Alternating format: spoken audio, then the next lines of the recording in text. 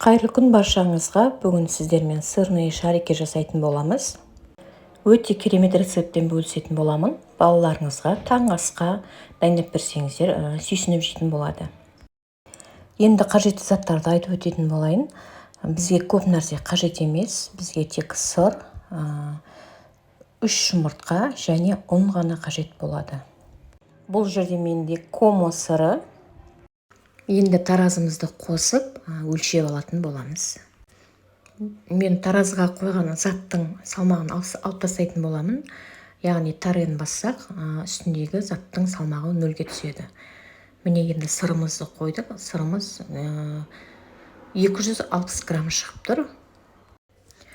Енді ұнды өлшейтін боламыз. Міне дәл солай ұнды өлшеп алдық. Ұнның салмағы 150 грамм. Енді сырды алып, толығымен теркадан өткізіп шығатын боламыз.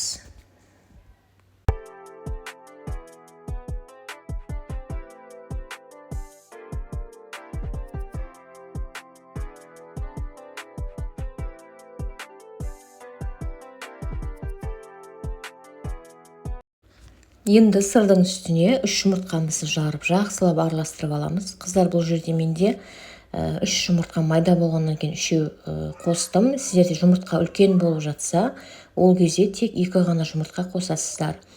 Себебі сұйық болып кетіп, қолға жабыспай, жұмсарып, бұлжырап кететін болады. Енді ұнымызды қосып жақсылап араластырып шығамыз.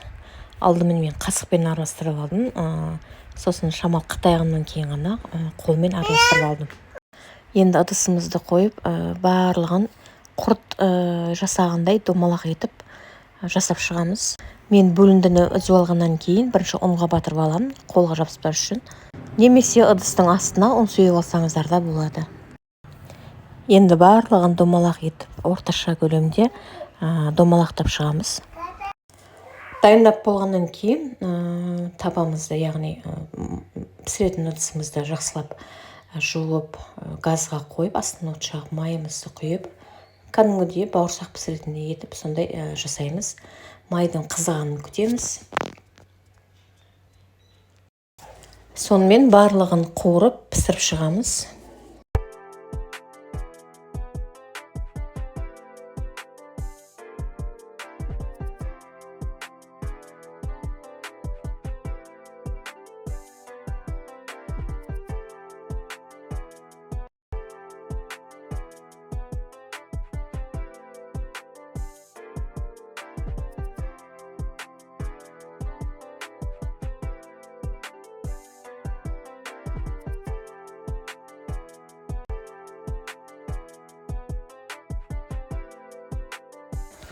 Міне қыздар, бізде осындай сырный шарики дайын болып шықты.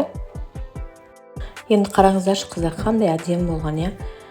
Жағымды, көзге де жеп көрсеңіздер, дәмі де өте дәмді.